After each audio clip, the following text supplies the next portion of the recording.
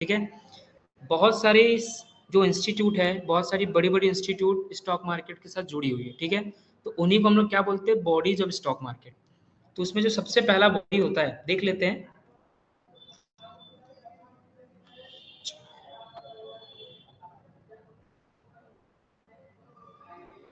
तो ये 3 main market के जो पूरे स्टॉक मार्केट को चलाते हैं, और भी बहुत सारे हैं, पर अपने को मेन 3 के बारे में समझना है, ठीक है।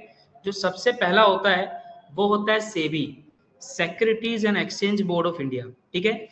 उसके बाद जो दूसरा होता है एनएससी, ये क्या है, एक्सचेंज है, ठीक है। एनएससी हो गया, बीएससी हो गया। अभी तीनों के बारे में हम लोग डिटेल में पढ़ने वाले हैं।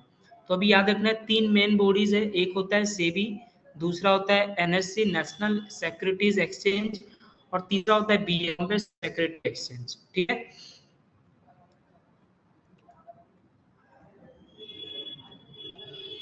सबसे सीखने पढ़ते हैं सेबी था 1992 में इसका एस्टैब्लिशमेंट हुआ।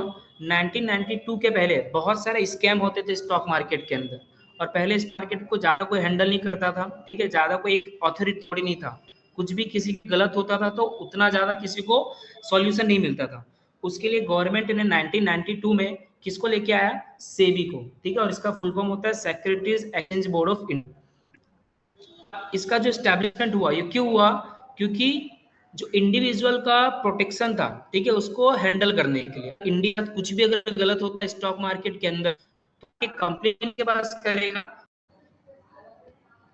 तो बीएससी भी क्या एक एक्सचेंज है। तो प्राइमरी मार्केट आपको पता चला क्या होता है, सेकेंडरी मार्केट क्या होता है। जब पहली बार कोई भी कंपनी पब्लिक पैसा उठाती है, किस फॉर्म में उठाएगी, आईपीओ के फॉर्म में। और आईपीओ कौन से मार्केट में होता है, प्राइमरी मार्केट में। उसके बाद जितने ट्रेडिंग होंगे, ठीक है, वो कहाँ पे होंगे, सेकेंडरी मार्केट में। जो हम लोग आए दिन करते थे ना, ये स्टॉक खरीद लिया, वो स्टॉक खरीद लिया, तो वो सब खरीदना और बेचना कहाँ पे होता है, सेकेंडरी मार्केट में, ठीक है। और प्राइमरी मार्केट में सिर्फ एक ही बार होता है, आपने आईपीओ खरीदा तो कहाँ पे कर, प्राइमरी मार्केट। उसके बाद जो भी ट्रेड होता है मार्केट के अंदर, वो कहाँ पे होगा, सेकेंडरी मार्केट के अंदर, ठीक है। तो बीएससी प्लेटफॉर्म की है, प्राइमरी मार्केट का, सेकेंडरी मार्केट, ठीक है। उसके बाद ने एक सबसे अच्छा एक इंडेक्स लेके आया था, सेंसेक्स, जो पूरे ओवरऑल इंडिया को बताता है कि इंडिया कितना बढ़ रहा है, ठीक है। तो ये बीएससी लेके आया था सेंसेक्स को। बीएससी के अंदर आज तक 5309 कंपनी लिस्टेड है। स्टॉक बीएससी जो एक्सचेंज है, उसके अंदर कितनी कंपनी लिस्टेड है, 5309। और इसे भी कहाँ पे है, मुंबई में। बीएससी क्लियर होगा। उसके बाद एनएससी देखते हैं। दूसरा कौन सा है, एक्सचेंज है, बहुत सारे हैं।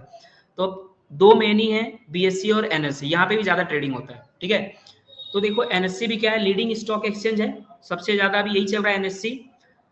ये आपको इक्विटी, अगर किसी कंपनी का शेयर खरीदना है तो आप लोग यहाँ पे कर सकते हो। डेरिवेटिव्स में अगर आपको ट्रेड करना है, किसी कंपनी के फ्यूचर में अगर आपको ट्रेड करना है, अभी डेरिवेटिव क्या होता है अभी हम लोग आगे समझेंगे, ठीक है। तो इक्विटी मार्केट में अगर आपको ट्रेड करना है, आप लोग एनएससी भी कर सकते हो। डेरिवेटिव में ट्रेड करना है, आप लोग एनएससी में कर सकते हो। करेंसीज में अगर आपको ट्रेड करना है, पैसे में ट्रेड करना है, बहुत सारे डॉलर उस सब में हम लोग ट्रेड करते हैं, तो उसमें भी आप लोग एनएससी में ट्रेड, इसके लिए आप प्लेटफॉर्म देता है ये। उसके बाद इंडिया के अंदर पहले क्या होता था, मैंने बताया था, पेपर बेस्ड ट्रेडिंग होता था। पेपर में आपको मिलते थे, और आपको कहाँ पे मिलता है, स्क्रीन बेस में। स्क्रीन बेस्ड ट्रेडिंग वो इंडिया के अंदर कौन लेके आया, एनएससी लेके आया, ठीक है। जैसे कि हम लोग ने देखा बीएससी कौन सा इंडेक्स लेके आया था, सेंसेक्स। वैसे ही एनएससी कौन सा स्टॉक लेके आया, इंडेक्स लेके आया, निफ्टी 50। निफ्टी 50 के आसपास जो बड़ी है वो निफ्टी 50 में आती है। इसके बारे में भी हम लोग डिटेल में पढ़ेंगे आगे, ठीक है। जैसे कि सेंसेक्स के अंदर 5309 कंपनी लिस्टेड थी, एनएससी के अंदर कितनी कंपनी लिस्टेड है, 2000, ठीक है। तो एनएससी और बीएससी दोनों आपको क्लियर हो गया कि क्या होगा, क्या होता है। तो एनएससी को क्यों स्टैब्लिश किया, बीएससी को क्यों स्टैब्लिश किया, क्योंकि एक कंपनी है, अगर वो पैसे उठाना चाहती है पब्लिक से, ठीक है, तो डायरेक्टली पब्लिक के पास नहीं जाएगी, डायरेक्टली वो पब्लिक से पैसा नहीं मांगने जाएगी। वो कहाँ पे जाती है, अपनी कंपनी को लिस्ट करने, एनएससी या तो बीएससी के पास, ठीक है। चलो इतना क्लियर होगा एनएससी और बीएससी। आगे बढ़ते हैं। Broking house. अब जैसे कि मान लो कि मैं यहाँ पे मैं हूं, ठीक है। मेरे को अगर किसी भी कंपनी का शेयर खरीदना है, तो वो कंपनी लिस्टेड कहाँ पे है, तो मान लो एनएससी है, एनएससी या तो बीएससी में लिस्टेड होगा। तो मैं डायरेक्टली एनएससी और बीएससी में जाके शेयर को नहीं खरीद सकता, मेरे को बीच में किसको रखना पड़ेगा, ब्रोकर को रखना पड़ेगा। जैसे कि अगर आपको किसी को भी घर लेना होता है तो हम लोग डायरेक्टली बिल्डर, घर में तो हो जाता है डायरेक्टली हम लोग बिल्डर से खरीदते हैं, पर कभी कभी हमको क्या करना पड़ता है, ब्रोकर को हायर करना पड़ता है। अगर आप बड़ी बड़ी शहरों में जाओगे, मुंबई में जाओगे, ठीक है, बैंगलोर में जाओगे, तो वहां पे आपको डायरेक्टली घर नहीं मिलेगा रेंट पे, आपको किसको हायर करना पड़ेगा, ब्रोकर को, जो आपको क्या करेगा, घर ढूंढ के देगा। वैसे स्टॉक मार्केट के अंदर भी होता है। अगर आपको किसी कंपनी का शेयर खरीदना है, फ्यूचर्स में ट्रेड करना है, तो आप लोग डायरेक्टली एनएससी से ट्रेड नहीं कर पाओगे, डायरेक्टली बीएससी के पास जाके ट्रेड नहीं करोगे। आपको कहाँ से ट्रेड करना पड़ेगा, ब्रोकर के पास। आपको यहाँ पे अपना अकाउंट खुलाना पड़ेगा, ठीक है। आप लोग इसके थ्रू क्या करोगे, कंपनी के शेयर्स को खरीद सकते हो। आप लोग डायरेक्टली कंपनी के शेयर्स को नहीं खरीद सकते। अगर शेयर खरीदना है, ठीक है, तो मैं डायरेक्टली टाटा की कंपनी में जाके शेयर थोड़ी खरीद पाऊंगा, या तो डायरेक्टली जो टाटा जहाँ पे लिस्टेड है एनएससी और बीएससी में, ठीक है, एनएससी और बीएससी, मैं वहां भी डायरेक्टली शेयर खरीद सकता हूँ।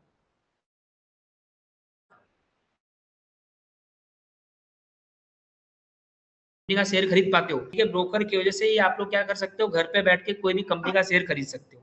उसके लिए आपको क्या करना पड़ता है, डीमेट अकाउंट खुलवाना पड़ता है। ब्रोकर के पास आपको क्या करना पड़ता है, डीमेट अकाउंट खुलाना पड़ता है। दो के ब्रोकर होते हैं इस मार्केट के अंदर, एक होते हैं फुल सर्विस ब्रोकर और एक होता है डिस्काउंट ब्रोकर, ठीक है।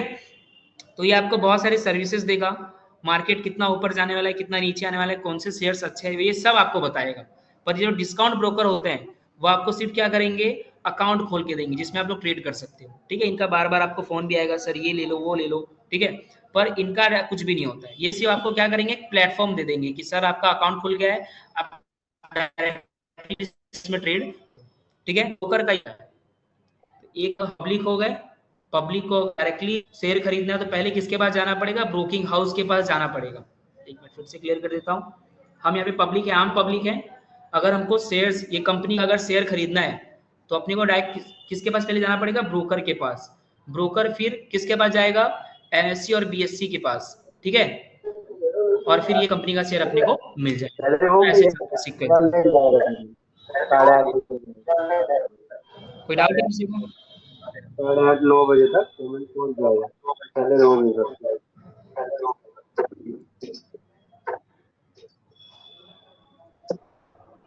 चलो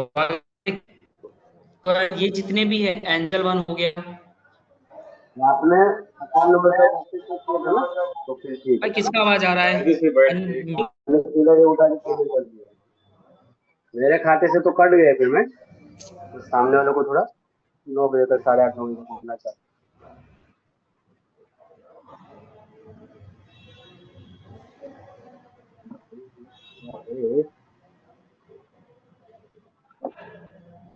चलो, तो ये सब क्या है, एंजल वन क्या है, ब्रोकर है, ग्रो क्या है, ब्रोकर है, मोतीलाल ओसवाल क्या है, फुल सर्विस ब्रोकर है, एलाइस ब्लू क्या है, एक टाइप का ब्रोकर है, जीरोदा क्या है, एक टाइप का ब्रोकर है। तो आपको इन्हीं सब में से अकाउंट खुलाना पड़ता है। आप एंजल वन के पास खुलवाओ, ग्रो के पास खुलवाओ, मोतीलाल ओसवाल के पास खुलवाओ, एलाइस ब्लू में खुलवाओ, जीरोधा में खुलवाओ, ठीक है। किसी किसी का चार्ज है, किसी किसी का चार्ज नहीं है। कोई कोई चार्ज, जैसे कि अगर आप जीरोधा में खुलवाओगे तो आपको पहले 200 रुपए देने पड़ेंगे अकाउंट खुल। भाई म्यूट करो अपने आप को, ठीक है। तो ये सब ब्रोकर है अपने पास। उसके बाद अगर आपको अकाउंट खुलवाना है तो डॉक्यूमेंट क्या क्या लगता है, आपको अगर ट्रेड करना होगा तो आपको पहले ब्रोकर के पास अकाउंट खुलाना होगा। तो सबसे पहले आपके पास क्या होना चाहिए, पान कार्ड होना चाहिए, ठीक है। पहला आपके पास पान कार्ड होना चाहिए, दूसरा आधार कार्ड होना चाहिए, सिग्नेचर आपको करने के लिए आएगा। और उसके बाद अगर आपको फ्यूचर एंड ऑप्शन में ट्रेड करना है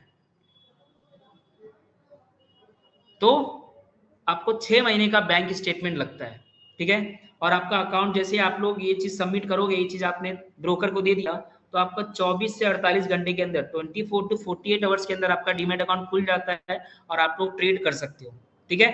तो ये था अपना बॉडीज के बारे में। हम लोग ने बॉडीज में पढ़ा, पहला तो सेबी, जिसका मैंने काम बता दिया, एनएससी बताया मैंने, बीएससी बताया, और उसके बाद ब्रोकिंग हाउस बताया कि ब्रोकर्स का क्या काम होता है, ठीक है। और ब्रोकर्स के पास अगर आपको अकाउंट खुलवाना है तो आपको क्या क्या डॉक्यूमेंट लगने वाले हैं, पान कार्ड, आधार कार्ड, सिग्नेचर, 6 महीने का बैंक स्टेटमेंट, और उसके बाद 24 से 48 घंटे के अंदर आपका अकाउंट खुल के रेडी हो जाएगा। चलो, तो इतना ही था इसके अंदर बॉडीज में।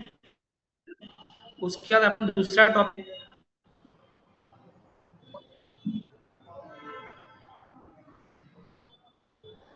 ये थोड़ा क्लियर है बॉडीज ऑफ स्टॉक मार्केट?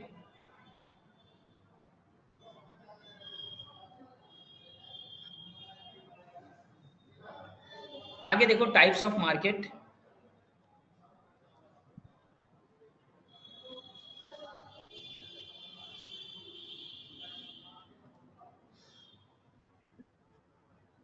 एक सेकंड ना, खोल लिया फिर अपन स्टार्ट करते हैं।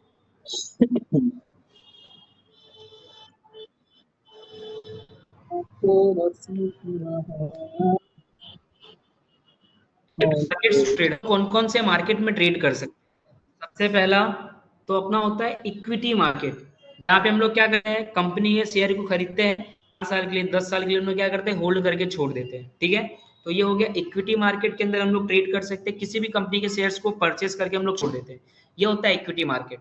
दूसरा होता है डेरिवेटिव्स मार्केट। ठीक है, डेरिवेटिव्स क्या होता है, जैसे कि फ्यूचर्स एंड ऑप्शन। ठीक है, डेरिवेटिव मतलब क्या होता है, फ्यूचर एंड ऑप्शन।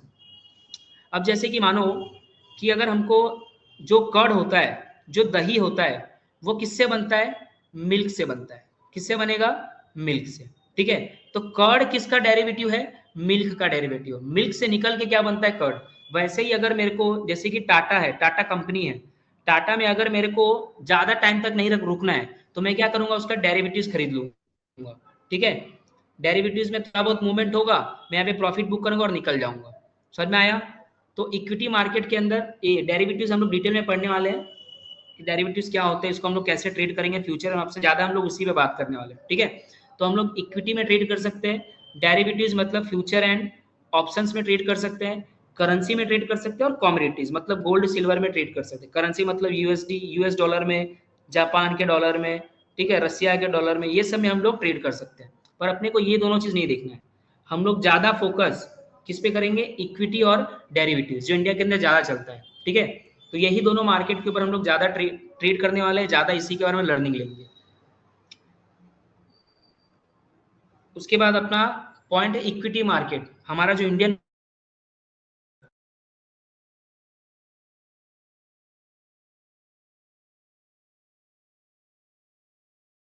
ठीक है, तो 9:15 से लेके 3:30 तक हम लोग ट्रेड कर सकते हैं मार्केट के अंदर, बाय और सेल कर सकते हैं कोई भी कंपनी का, रिलायंस, टाटा, अडानी हो गया।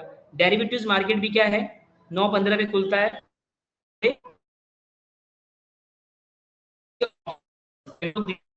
कि कैसे लोग ऑप्शंस को खरीदते हैं, और एक चीज। ठीक है,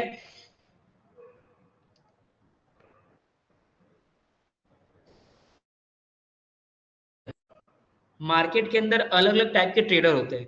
एक होता है इंट्राडे ट्रेडर, ठीक है, जो सिर्फ एक दिन क्या करेगा, किसी भी कंपनी के शेयर को खरीदता है, किसी भी कंपनी के शेयर का एक दिन में 3 बजते बजते अपना, ठीक है, 9 10 बजे खरीद, 3 बजने से पहले अपने पूरे पोजीशन को एग्जिट कर देगा एक।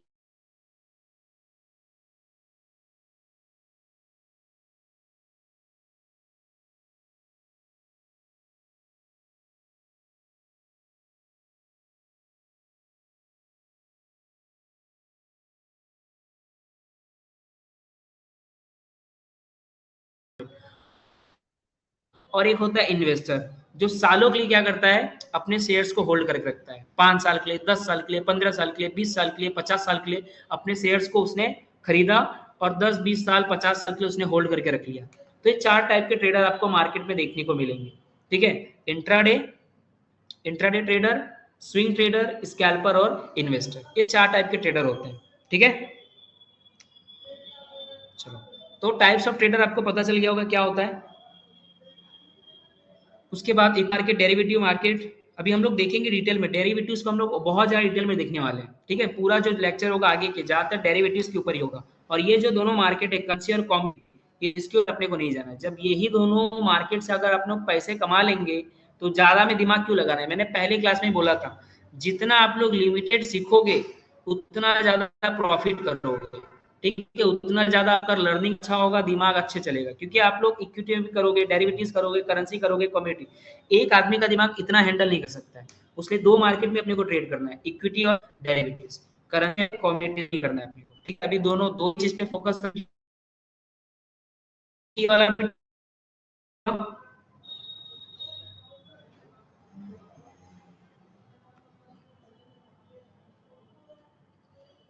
चलो उसके बाद अपना नेक्स्ट टॉपिक है, सेकेंड,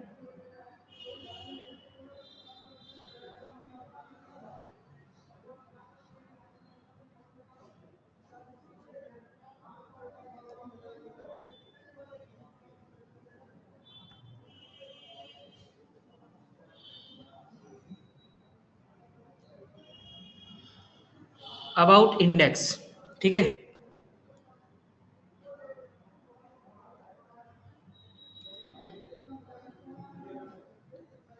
देखो अब जैसे कि मान लो कि इंडेक्स क्यों बनता है, ठीक है, मैं ये बताने जा रहा हूँ इंडेक्स क्यों बनता है। अभी जैसे कि मेरे को पता है कि बैंकिंग, जो बैंकिंग सेक्टर है वो ऊपर जाने वाला है। कहाँ जाने वाला है? ऊपर। तो मेरे को क्या करना पड़ेगा? HDFC बैंक खरीदना पड़ेगा, ICICI बैंक खरीदना पड़ेगा, कोटक बैंक खरीदना पर शेयर खरीदने पड़ेंगे। तो ऐसे तमाम बैंक के मेरे को शेयर खरीदने, ठीक है, और मेरा पैसा बहुत ज्यादा लग जाएगा। पर अगर मैं जितने भी शेयर्स थे, HDFC हो गया, ठीक है, ICICI हो गया, ऐसे बहुत सारे इंडिया के अंदर बहुत सारे बैंक हैं, अगर मैं सारे बैंक को उठा के किसी एक डब्बे में रख दूं, किसमें रख दूं? एक डब्बे में रख दूं, तो इसी डब्बे को हम लोग क्या बोलते हैं? तो ज्यादा सब इन्वेस्ट करने की जरूरत नहीं है। इसी बैंक को हम लोग क्या, इसी चीज को हम लोग क्या बोलते हैं? इंडेक्स। और ये होता है बैंक निफ्टी। ठीक है, बैंक निफ्टी के अंदर 30 जो बड़ी कंपनी होती है, जो होती है, इंडेक्स आपको अलग अलग, अगर मेरे को इन्वेस्ट करना है तो मेरे को अलग अलग इन्वेस्ट करना पड़ेगा। ये तामझाम मेरे को अगर नहीं चाहिए तो मैं डायरेक्टली किसमें ट्रेड कर सकता हूँ? इंडेक्स के अंदर ट्रेड कर सकता हूँ। अगर बैंक उठेगा तो बैंक निफ्टी भी उठेगा, अगर कंपनी उठेगा तो निफ्टी 50 भी उठेगा। ठीक है, क्योंकि ये इन्हीं लोग से बन के आता है, तो इसलिए हम लोग इसको बोलते हैं डेरिवेटिव्स। मैंने बताया था ना, मिल्क से ही बनता है कर्ड, वैसे ही कंपनी से ही क्या बनता है? निफ्टी 50। कम बैंक से ही क्या बनता है? Bank Nifty. ठीक है, तो बैंक निफ्टी के अंदर इंडिया की 30 बड़ी बैंक्स यहाँ पे आती है इस इंडेक्स के अंदर। इसका जो एक्सपायरी होता है वो होता है वेडनेसडे को। जैसे कि इंसान का भी एक्सपायरी होता है, कभी ना कभी खत्म हो जाएगा, वैसे ही बैंक निफ्टी जो है ऑप्शंस है। ठीक है, ऑप्शन होता है, फ्यूचर होता है, तो इसके भी एक एक्सपायरी पीरियड होता है। आप लोग इसको ज्यादा दिन तक होल्ड करके नहीं रख सकते हो। ठीक है, एक होता है मंथली एक्सपायरी, एक होता है वीक एक्सपायरी। तो इसका जो वीकली एक्सपायरी होता है वो कब होता है? वेडनेसडे के दिन। हर वेडनेसडे को, सप्ताह के हर वेडनेसडे को बैंक निफ्टी का जो कॉन्ट्रैक्ट होगा, जो ऑप्शंस होगा, वो क्या हो जाएगा? एक्सपायर हो जाएगा। अगर आपने वीकली एक्सपायरी खरीदा है तो दो टाइप के एक्सपायरी होते हैं इसके अंदर, एक होता है वीकली एक्सपायरी और एक होता है मंथली एक्सपायरी। तो बैंक निफ्टी के अंदर वीकली एक्सपायरी कौन से दिन होगा? वेडनेसडे को। और मंथली एक्सपायरी कब होगा? जो लास्ट वेडनेसडे होगा, मंथ का जो लास्ट वेडनेसडे होगा, ठीक है, उसके अंदर होगा। अभी तो थर्सडे का होता है। ठीक है, मंथली एक्सपायरी थर्सडे को होता है, वीकली एक्सपायरी वेडनेसडे को होता है। ठीक है, तो बैंक निफ्टी का क्लियर हो गया। बैंक निफ्टी एक इंडेक्स है। उसके बाद इसके अंदर कितनी बैंक्स आते हैं? इंडिया की 30 बड़ी बैंक इसके अंदर इन्वॉल्व है। इसका एक्सपायरी कब होता है? वेडनेसडे को। वेडनेसडे को कौन सा? Weekly expiry. और अगर हम लोग मंथली एक्सपायरी देखें तो वो कब होगा? थर्सडे। ठीक है, निफ्टी 50 के अंदर इंडिया की जो 50 बड़ी बड़ी कंपनी है वो इस इंडेक्स के अंदर आती है। ठीक है, इंडिया की अगर मैं 50 बड़ी बड़ी कंपनी इस डब्बे में डाल दूं तो इस डब्बे को हम लोग क्या बोलेंगे? Nifty 50 index. क्या बोलेंगे इसको? निफ्टी 50 इंडेक्स बोलते हैं। और इसका जो एक्सपायरी होता है वो कब होता है? थर्सडे के दिन। ठीक है, उसके बाद होता है फिन निफ्टी। फिन निफ्टी ये भी एक इंडेक्स है। इसके अंदर बैंक, इस इंडेक्स के अंदर बैंक प्लस जो इंश्योरेंस कंपनी होगी, ठीक है, वो इसके अंदर आती है। फिन निफ्टी के अंदर जो इंडिया की बड़ी बड़ी जो बैंक है वो, और जो बड़ी बड़ी इंश्योरेंस कंपनी है, LIC हो गया, ठीक है, ये सब, ये इसके अंदर इन्वॉल्व होते हैं। और इसका जो एक्सपायरी होता है वो कब होता है? ट्यूसडे को। उसके बाद होता है सेंसेक्स। सेंसेक्स को कौन लेके आया था? BSE। निफ्टी 50 को कौन लेके आया? NSE। बैंक निफ्टी को कौन लेके आया? NSE। ठीक है, तो सेंसेक्स के अंदर कितनी कंपनी रहती है? इंडिया की जो 30 बड़ी कंपनियां हैं, ठीक है, वो सेंसेक्स के अंदर आती है।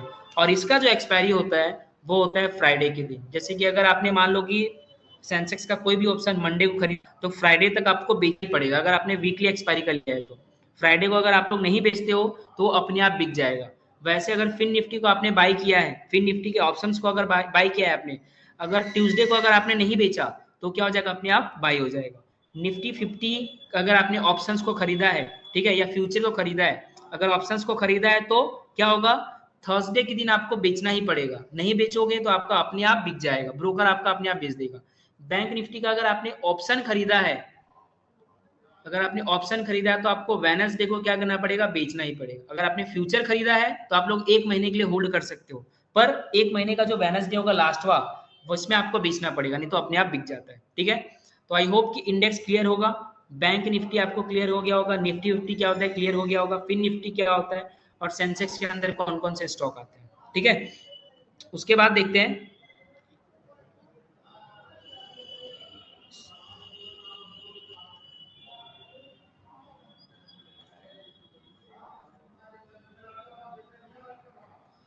चलो, तो आज का इतना ही होगा। इसके अंदर कुछ भी डाउट है आप लोग को?